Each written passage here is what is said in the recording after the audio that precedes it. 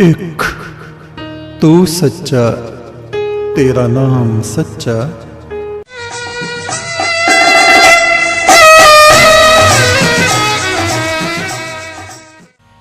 महादेव शिव के शिष्य नंदी अपने कुछ साथियों के साथ पहाड़ के एक मार्ग से गुजर रहे थे। आगे उन्होंने वन में प्रवेश किया। रात्रि का समय था। उन गणों ने मशालें जला रखी थी, जिसकी रोशनी में देख देख के वे चल रहे थे। उन्होंने देखा अचानक वन में हवा चलने से टहनियों के वृक्षों के आपस में रगड़ने से उस वन में आग लग गई है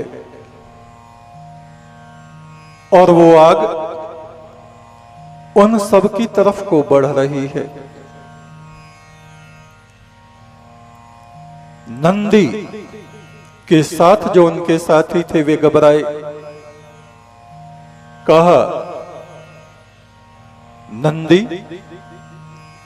आज इस अग्नि से हम लोग कैसे बच पाएंगे? ये तो भयंकर रूप धारण करके हमारी तरफ को आ रही है। नंदी ने कहा, तुमको उस परमात्मा पे विश्वास नहीं है जिसका मंत्र रोज हम जपते हैं, जिसकी आराधना रोज हम करते हैं, जिसका मानसिक चिंतन हम रोज करते हैं, जिस परमात्मा के नाम पे हमने घर बार सब छोड़ दिए हैं, शिव की शरण में पहुंच गए हैं, शिव जैसी गुरु हमको मिल गए हैं। क्या तुम्हें अपने गुरु पर और अपने परमात्मा पर विश्वास नहीं? उन गणों ने कहा, विश्वास तो पूरा है, किंतु ये अग्नि रुकेगी कैसे? ये तो हमको फूंकने के लिए हमारी तरफ को बढ़ रही है और चारों तरफ को फैलती जा रही है। नंदी ने कहा, शांत हो जाओ, उस परम ब्रह्म की स्तुति करो और मैं उस सत्य रूप परमात्मा से प्रार्थना करता हूं। नंदी ने कहना शुरू किया, हे प्रभु, हे आदिदेव, तू सत्य है। ये पृथ्वी तूने रची, इसको हम देख रहे हैं, ये वस्तुतः हमारे सामने है, सत्य हम देख रहे हैं। हे प्रभु, ये आकाश तूने बनाया, इसमें नक्षत्र चमक रहे हैं, ये भी सत्य है। हे परम ब्रह्म, ये जो अग्नि इन वृक्षों को नष्ट कर रही है, ये अग्नि भी सत्य है, वृक्ष भी सत्य हैं, और तू तो परम सत्य है। हम सत्य को धारण करे हुए हैं, हम कभी असत्य वाणी नहीं बोलते। इसलिए हे परम प्रभु, हे परम सत्य,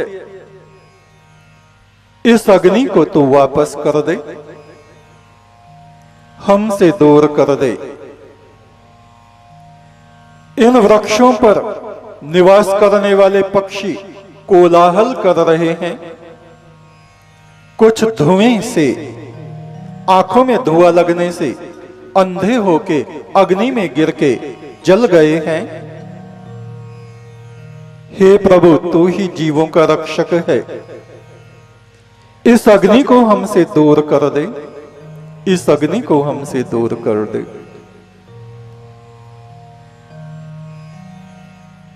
परम ब्रह्म परमेश्वर ने उनकी प्रार्थना को सुना और अग्नि ऐसे हो गई जैसे समुद्र की बाढ़ ने आके उस अग्नि को ढक दिया हो, पूरी आग बुझ गई। उन गणों ने जो मशाल ले रखी थी वे भी बुझ गई, क्योंकि उनमें भी अग्नि की लपटें थीं।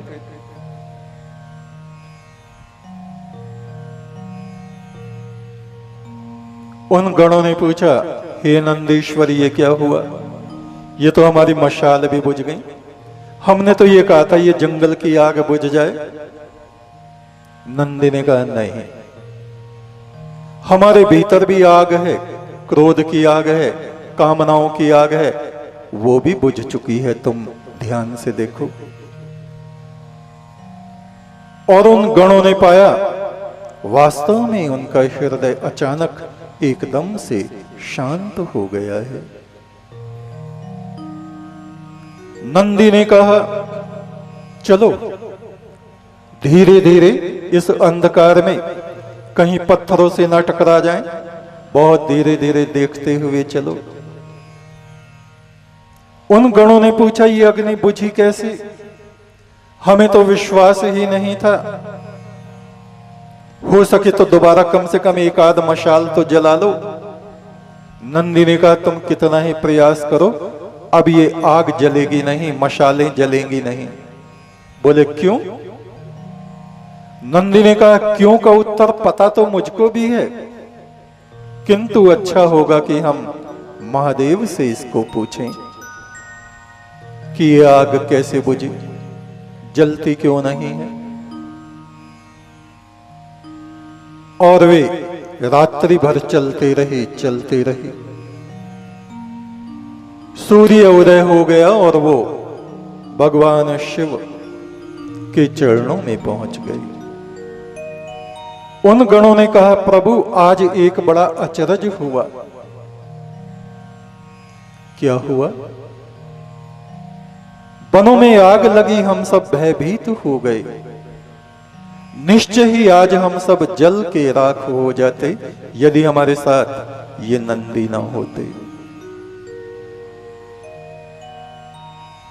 और फिर वो अग्नि ऐसी बुझी कि हमने बहुत प्रयत्न किए, हमारी मशाल तो जली रह जाए, पर जली नहीं। शिव ने कहा, हे गणों, वो क्षेत्र ऐसा है, एक कल्प तक उसमें अग्नि जलेगी नहीं। एक कल्प कितना होता है? ब्रह्मा का एक दिन 4000 युग। प्रभु ऐसा क्यों? ऐसा इसलिए कि पिछले कल्प में भी वहां पे अग्नि नहीं जली थी। क्यों प्रभु? क्योंकि उस जन्म में ये नंदी उस क्षेत्र में वृद्धश्रवा नाम का एक तपस्वी हुआ। वहां ये तपस्या करता करता वृद्ध हो गया, इतना कमजोर हो गया कि इससे अपने आप उठा नहीं जाता था, चलना फिरना मुश्किल हो गया था। एक बार उस वन में आग लग गई अचानक। जितने दूसरे साधु थे सब अपने प्राण बचा के भागे। किसी ने, एक ने भी ये नहीं सोचा कि ये जो वृद्ध तपसी है इसको हम उठा के ले चलें। सबको अपनी अपनी पड़ी हुई थी। और जिस वृक्ष के नीचे ये नंदी उस जन्म में वृद्धश्रवा नाम के तपस्वी के रूप में रहता था, उस पर खरंज पक्षी रहते थे। उन पक्षियों के घोंसले थे, चारों तरफ आग लगी हुई थी। उन पक्षियों के भी छोटे छोटे बच्चे थे जिनके पंख अभी निकले ही थे, किंतु वे उड़ नहीं सकते थे। उन पक्षियों के माता पिता अग्नि से, मृत्यु से भयभीत होके उन बच्चों को वहीं छोड़ के उड़ गए। इस बात को इस वृद्ध श्रवा ने देखा और अपनी मृत्यु के कारण नहीं, उन पक्षियों के बच्चों की मृत्यु ना हो जाए, इस कारण से इसका हृदय भर गया, आंखों में आंसू आ गए। मनुष्य बरसों तक एक साथ रहते हुए भी कितने स्वार्थी हो सकते हैं, ये सोच के उनके आंसू आ गए। उस वृद्ध श्रवा ने परमात्मा से प्रार्थना की, हे प्रभु, मैं अपने प्राणों की चिंता नहीं करता, इस शरीर को तो कुछ दिन बाद छूटना ही छूटना है। चाहे इस वन की अग्नि में जल के मेरे प्राण छूट जाएं, या जैसे जिस तरह से प्रभु तूने मेरी मृत्यु लिखी होगी वैसे हो जाए, मुझे उसकी कोई चिंता नहीं। मैंने उस ब्रह्म तत्व को अपनी आत्मा में देख लिया है। मैं अजर हूं, अमर हूं, अविनाशी हूं, अमृत हूं, मृत्यु से परे हूं। हे प्रभु, मुझे अपनी चिंता नहीं, किंतु ये जो पक्षियों के छोटे छोटे बच्चे हैं, ये उड़ नहीं सकते। पंख हैं पर इतने कोमल हैं कि उनसे उड़ नहीं सकते, और वे बच्चे चीख रहे हैं। धुआं उन तक पहुंच रहा है और वे समझ रहे हैं कि इस वन का विनाश हो रहा है। हे परमात्मा, तू अग्नि रूप है। जात वेद भी तुझको कहा जाता है। हे प्रभु, हे जात वेदस, हे अग्नि रूप परमात्मा, मैं तुझसे प्रार्थना करता हूं, मेरे प्राणों की नहीं, इन पक्षियों के बच्चों की तू रक्षा कर दे। हे जात वेदस, हे अग्नि, पीछे हट जाओ। ऐसा उस वृद्ध श्रवा ने कहा, और जैसे कहीं से समुद्र की लहरें वहां आ गईं और सारी अग्नि बुझती चली गई, और एक कल्प तक, 4000 युगों तक, पिछले कल्प में वो अग्नि जली नहीं वहां। और ये जो घटना आज रात्रि में तुम्हारे साथ हुई है, इसका प्रभाव अगले एक कल्प तक, यानी 4000 युगों तक रहेगा। ये प्रभाव उनकी वाणी में होता है जो हमेशा सत्य का व्रत धारण करते हैं, जो झूठ नहीं बोलते, जो अपने लिए नहीं दूसरों के लिए अपना जीवन तक अर्पित कर देते हैं। उन लोगों की वाणी में ये प्रभाव होता है, साधारण मनुष्यों की वाणी में नहीं। वो परमात्मा सुख दे या दुख दे, जो दुखों से विचलित नहीं होते, मान दे या अपमान दे, अपमान में जो विचलित नहीं होते, संपदा दे या विपदा दे, जो विपदा में विचलित नहीं होते, उनकी आत्मा में वो प्रभाव होता है कि परमात्मा उनके भीतर से बोलने लगता है। उनकी हर एक बात को अपने मित्र की तरह स्वीकार कर लेता है। जो अपना जीवन, अपना संपूर्ण, अपना सर्वस्व उस प्रभु परमेश्वर के आगे अर्पित कर देते हैं, उनकी आत्मा में, उनकी वाणी में ऐसा प्रभाव होता है। यदंग दासुषे त्वम अग्नि भद्रम करिष्यसि तवे तत् सत्यमंगिरः। जिसने अपनी आत्मा ही, हे प्रभु, हे ज्योति पुरुष, तेरे चरणों पे उड़ेल दी है, जिसमें तेरे सिवा अन्य कुछ बचा ही नहीं है, तू अवश्य ही उसका कल्याण करता है। ये सृष्टि को रचने से पहले तूने प्रतिज्ञा की थी